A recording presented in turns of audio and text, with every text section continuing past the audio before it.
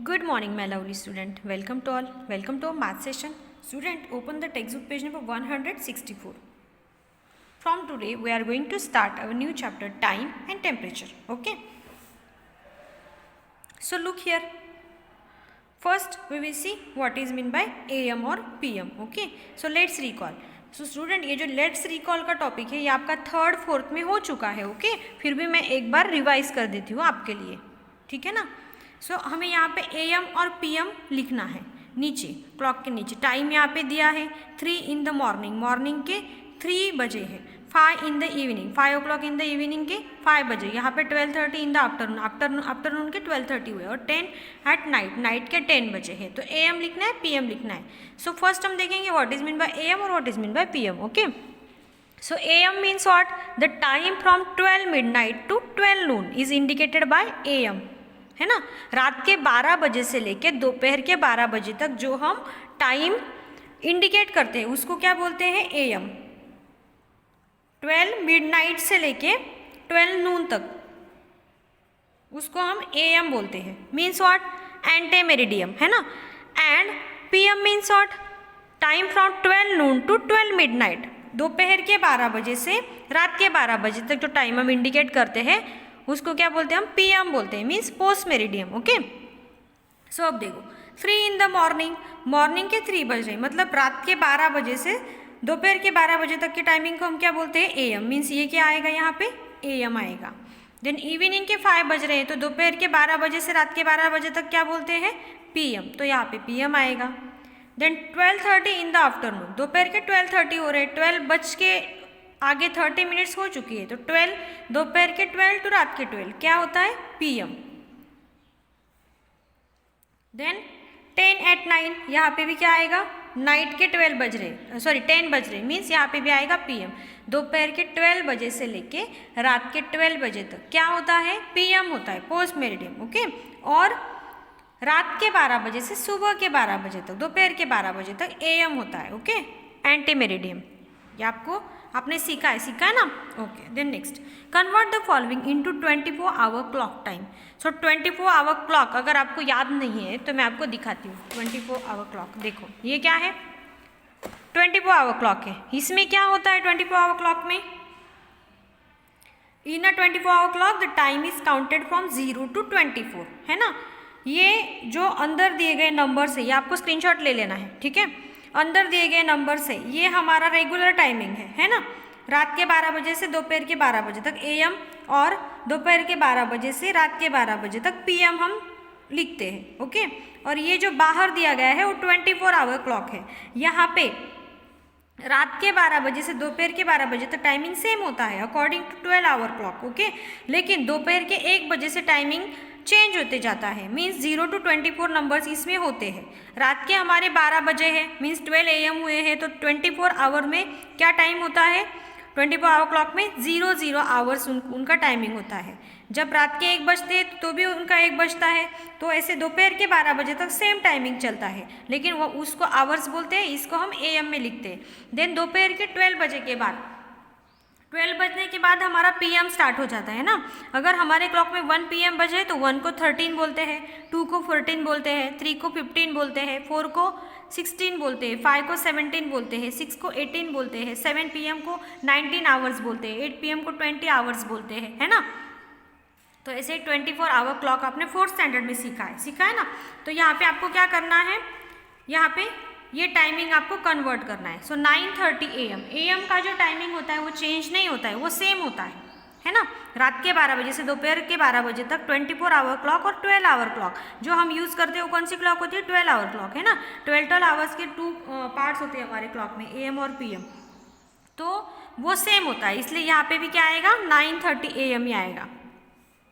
Then next है 12 noon. 12 noon means क्या यहाँ पे क्या होंगे फिर 12 आवर्स होंगे दोपहर के 12 बजे. है ना वहाँ से टाइम स्टार्ट होता है. यहाँ पे भी 12 आवर्स होंगे उनके. Then 8:15 PM. PM मीन्स दोपहर के बाद का टाइमिंग जो शुरू होता है. 1 को क्या बोलते हैं 13 2 को बोलते हैं 14 वैसे 8 को क्या बोलते हैं 20 मीन्स ये हो जाएगा आपका 20:15 या आप इसको लिख सकते हो 20 hours 15 minutes ऐसा भी लिख सकते हो. ओके देन 11 को क्या बोलते हैं 12 को 24, तो 11 को क्या आएगा 23 एज अ 24 आवर क्लॉक के अकॉर्डिंग 23:20, नहीं तो आप ऐसे भी लिख सकते हो 23 आवर्स 20 मिनट्स। ओके, और AM का टाइमिंग चेंज नहीं होता है, ये 6:10, ये 5:10, देन 9:43, ये टाइमिंग चेंज नहीं होगा। सिर्फ जहाँ पे हम ऐसा बोलते हैं 6 आवर 10 मिनट्स, तो वहाँ पे 6:10 आवर्स ऐसा आपको लिख देना है। Okay,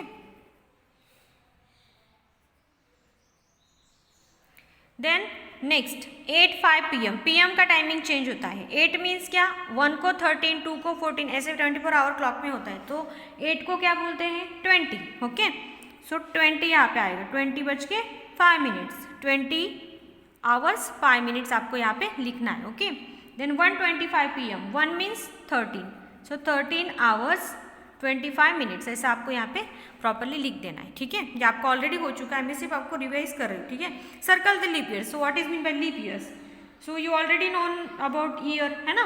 leap year has 366 days. Leap year में कितने डेज होते हैं 366, so there are 29 days in February in a leap year. जब लीप ईयर होता है तो फेब्रुआरी मंथ में 29 डेज आते हैं, अगर लीप ईयर नहीं है तो 28 डेज आते हैं। Okay, and it occurs once in every 4 years. Leap year every 4 year के बाद आता है ना। तो leap year, circle the leap year. यहाँ पे लीप ईयर कैसे निकालने हैं ये भी हमने देखा है ना। अगर आप कोई भी ईयर को 4 से डिवाइड करते हो और 4 से डिवाइड करने के बाद रिमाइंडर आपका 0 बचता है, तो वो ईयर क्या होता है लीप ईयर होता है। एक मैं आपको करके दिखाती हूँ। सपोज 1998 है, आप इसको 4 से डिवाइड करो, 4 4 जा 16, सो 9 में से अगर 6 गए तो कितने बचेंगे 3। ये नंबर हम यहाँ पे लाएंगे 9 ऊपर का। ओके, नेक्स्ट डिजिट हम नीचे लाएंगे। सो 4 9 जा 36। अब फिर से हमने 9 में से 6 माइनस किए तो 3 बचेंगे। देन अगेन 4 9 जा 36, तो रिमाइंडर क्या बचता है 2।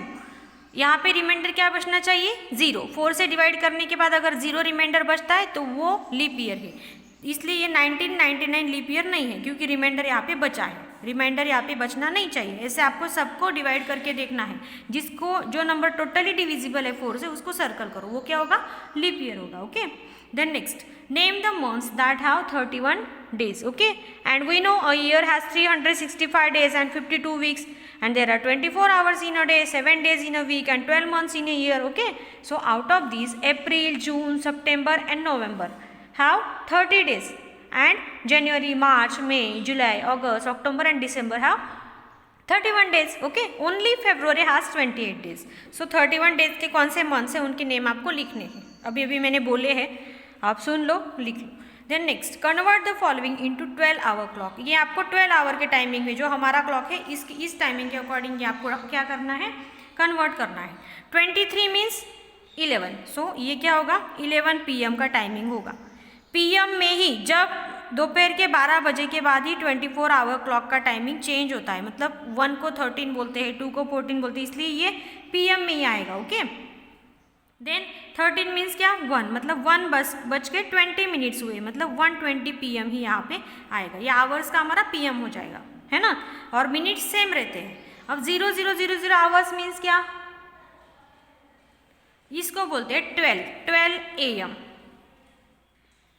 23 मीन्स 11। ओके, सो 24 जब बचेंगे तो क्या हो जाएगा 24 आवर क्लॉक का टाइमिंग 00.00 आवर्स मीन्स 12 AM, रात के 12 बज गए, ऐसा उसका टाइम होगा। ओके, देन 10 आवर्स, ये आप करो एक 20 को क्या बोलते हैं 10 मिनट्स एज इट इज रहेंगे, है ना।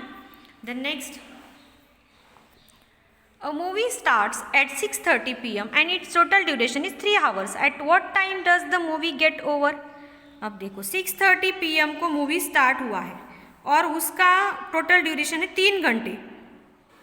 ओके, सो अगर आप ये एडिशन करते हो तो मूवी कितने टाइम तक चलेगी 9:30 तक, 9:30 PM तक मूवी चलेगी। Okay, then next if 18th May is a Sunday then which day will fall on 5th September of the same day.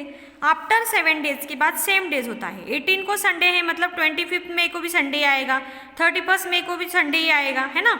सो आपको ऐसे करते करते कहाँ तक निकालना है, 5 सितंबर तक निकालो कि 5 सितंबर को कौन सा डे आएगा, ठीक है। ये मैं आपके लिए छोड़ रही हूँ। Ragini went on a foreign trip on 15 October and return on 29 October of the same year.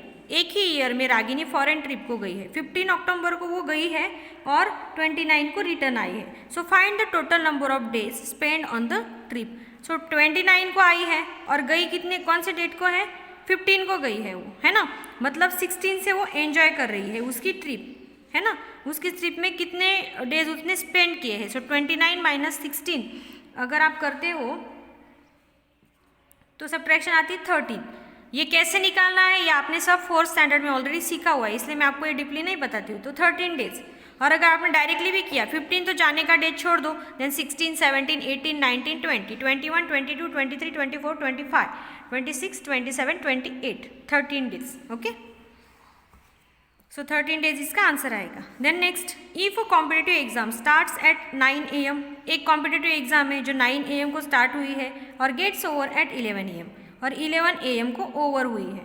9 बजे स्टार्ट हुई है, 11 बजे खत्म हो गई है। Then find the total duration of the examination. तो एग्जामिनेशन कितने घंटे चली, तो 11 में से 9 क्या करेंगे हम, माइनस करेंगे। सो 2 आवर्स, है ना।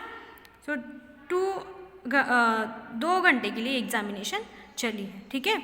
तो ऐसा यहाँ पे क्या दिया था हमें, लेट्स रिकॉल में दिया था, जो आपने 3rd 4th में ऑलरेडी सीखा हुआ है। तो आपको क्या करना है, ये प्रॉपरली ये बाकी के टेक्स्ट बुक में सॉल्व करो, और जो यहाँ पे नहीं आ रहे लीव ईयर का वगैरह ये और ये जो वर्ड प्रॉब्लम है नोटबुक में सॉल्व कर लो, ठीक है। और इसके फोटोज मुझे ग्रुप पे सेंड करो। रिमेनिंग टॉपिक हम कल देखेंगे, ओके बाय।